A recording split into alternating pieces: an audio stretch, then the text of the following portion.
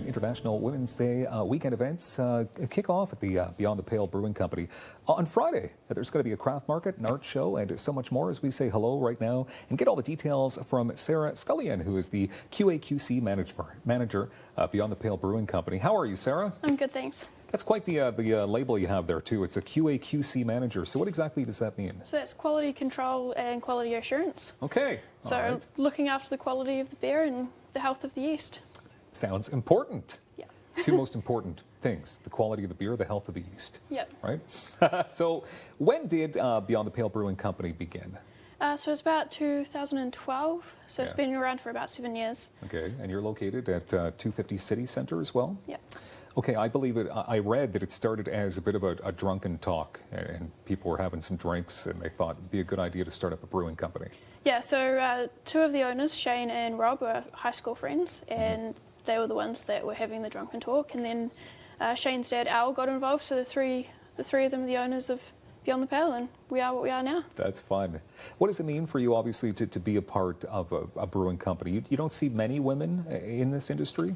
The numbers of women are growing in the industry, but it is still quite low, and especially when you look at the history of brewing process, it all started with women. So getting back to introducing women back into the industry is something that a lot of people are passionate about. There's groups like the Pink Boots Society that are set up to help support women in the industry, and numbers are increasing, which is good. Okay, you mentioned that women started the industry, so it's a bit of a history lesson there. So going back many thousands of years, women would brew the beer, and that was available for people to drink because water was just not the safest thing to drink, so beer was safer. That's something, eh? Yeah. Okay. All right. Why is it so important for your brewing company to be part of International Women's Day? We've got a good group of women that work in the brewery who are passionate about beer and want to be more involved in each step of the process along the way, and this was the way that we could do that. So we've got the group of women together who have taken it right from the inception of the concept of the beer, and we're taking it all the way through to release. Plus, a portion of the proceeds going towards Harmony House as well. Yes. Which is very important in our community. Okay, so let's talk about the beer. We're seeing pictures actually of the brewery, and it looks like a lot of work goes on there. It is a lot of work. But a lot of fun as well. Yep. Last year, how much? $4,000 raised for Harmony House? Yeah, just over $4,000, and they told us that works out to about 6 months worth of support for their charity. I know they do amazing things, and they've been on the show many times here. We're a big supporter of what they do. Let's talk about the beer. So, was this beer created for International Women's Day? Yeah, so we got together and decided we want to have a sour beer. We like adding hops to the beer as well, so we went with a dry hop sour IPA. So it's got a lot of tropical notes, a lot of citrus, so lemon and lime in the flavour, and a nice amount of sourness in there, which is quite popular at the moment. You're expecting that to be quite an in-demand brew. Yeah, and we've got a very limited supply of it, so it's walking out the door pretty fast. You've just put the urgency on that. Oh, yeah. There, the people need to drop by. Yep. So let's talk about this event that's happening on Friday then. You've got lots of things going on at the brewery. Yeah, so we're starting with the craft market and the art show. So we've got all women vendors and all women artists.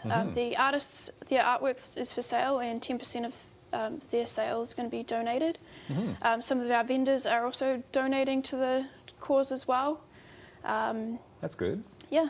It's going to be a lot of fun. What time does all the fun get underway? So we're starting at 5:30 on Friday night and going through to about 10:30. Yeah. Yeah.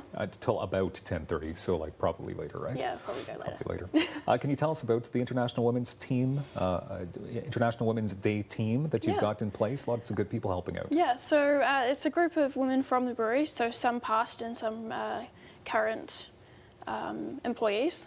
So myself and some of the other front of house staff. And then we also teamed up this year with Occupied Mind. So they are a clothing design company here in Ottawa. They designed our label and the t-shirts that we'll be selling as well. So they came up with the image and the inspiration behind that. That's good. I know your website, there's plenty of cool gear on there as well that people can buy. We're talking about glassware and apparel. When it comes to food as well, that's something you do at the brewery, correct? Yeah, so we've got Smoke Shack, who they have a location in the market as well as down at the brewery, and yeah, they've got some good food on. for us. It's good to have good food. Your tap room is actually open 7 days a week for people to drop by? Yep.